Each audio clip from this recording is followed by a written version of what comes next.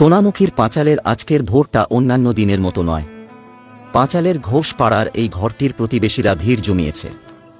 দুরাত ঘুম নেই ঘোষ পাড়ার সাইনিদের বাড়ি সদস্যদের। পাল্লা দিয়ে জেগে আছে পাঁচালের আপুমোর বাসিন্দারা। আজ পাঁচালের সুপুত্র, পাঁচালবাসীর গর্ব সিআরপিএফে কর্মরত শহীদ কনস্টেবল অরূপ সাইনি মৃতদেহ তার গ্রামে আসছে।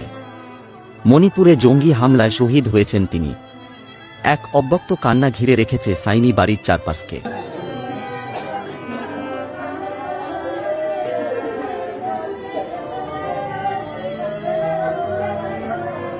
শহীদ অরূপ সাইনির ছোট্ট ছেলেটির এখনো কিছু বোঝার মতো বয়স হয়নি। সে জানেও না তার প্রিয় বাবার দেহ কফিনবন্দী হয়ে বাড়িতে ফিরে আসছে।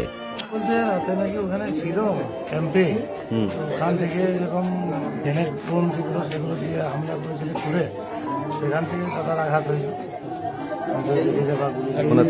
সেই মুহূর্তে কি ওনাকে ওখান থেকে রেস্কিউ করা যায়নি? সেই মুহূর্তে কোনো উপায় ছিল না করার মতো।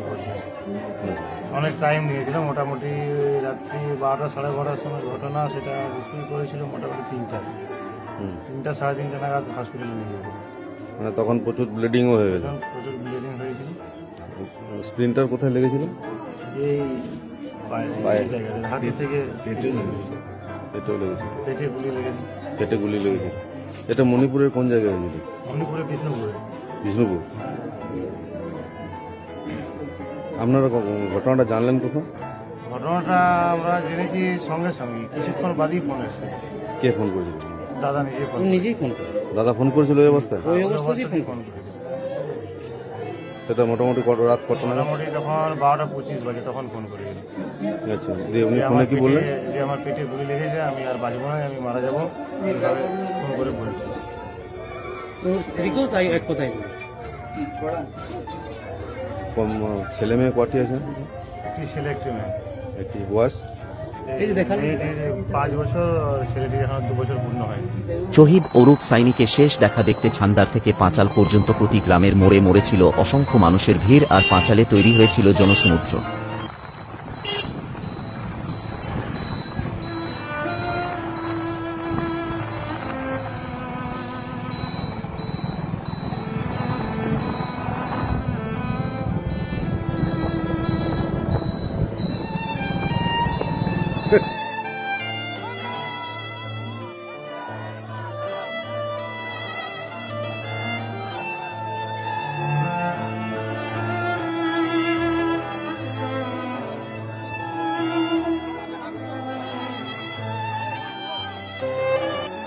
জাতীয় পতাকা নিয়ে ভারত মায়ের জয়ধ্বনিতে মুখরিত আকাশ বাতাস।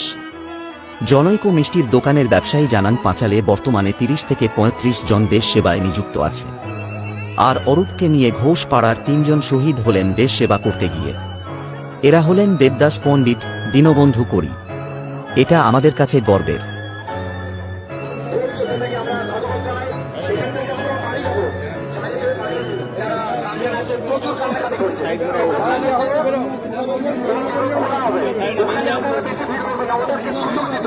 তারপর আমরা এখান থেকে হেঁটে হেঁটে শ্মশানে যাবো, শ্মশানে গান সেলুট হবে। সরকারের লেভেলে যারা এসছে ওনাদেরকে বিরক্ত করবেন না।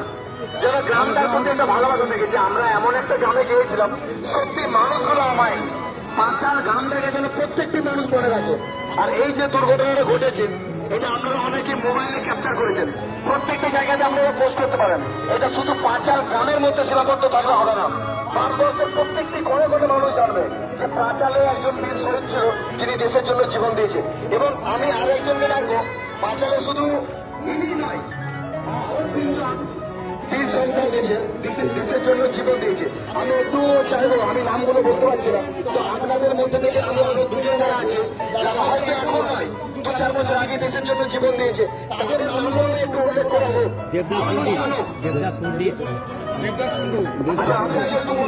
আরো পাশে যারা 2 জন ছিল, যারা শহীদ হয়েছিল, তাদের পাশে যদি কেউ নামিয়ে দেখতে এখানে আসবেন, বাকি নামগুলো একটু বলেন।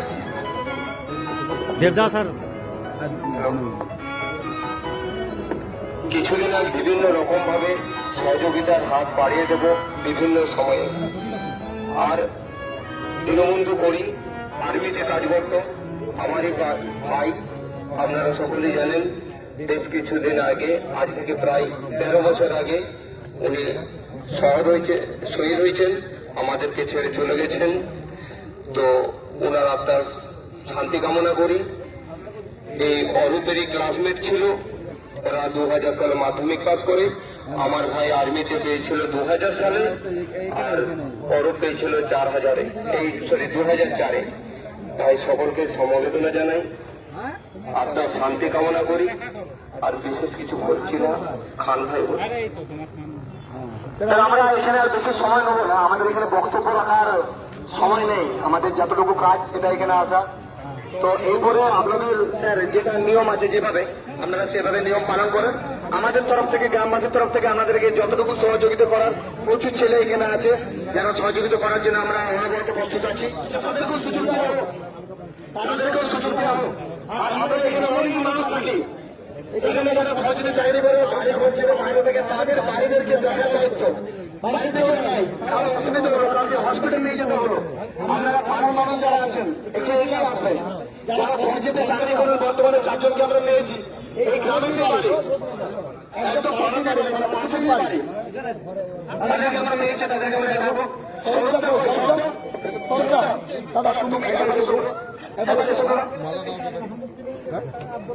মানে ওখানে যেভাবে মৃত্যুর সঙ্গে বাঙালি বুকে গুলিয়ে যে আমাদের সরকারি আত্মপ্রবর্তন আছে, ঘুরিয়ারা সব ওনারা মৃত্যু চলে যেত, নিজের দেশের সম্পর্কে রুখে রাখার জন্য নিজের জীবন দিতে পারে, এই নাম হচ্ছে পজিটিভ। তো আমরা বাড়িতে সবাই ইয়াং ছেলে প্রচুর থাকি, সবাই বাড়িতে আসি,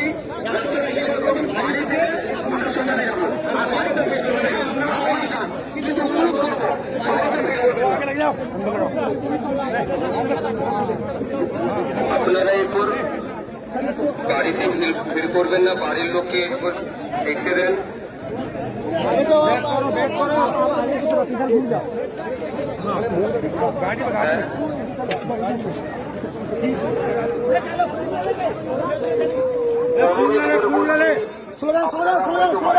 যাবে, কিন্তু বাড়িতে যে বাড়ির লোককে বা আত্মীয় স্বজনকে দেখতে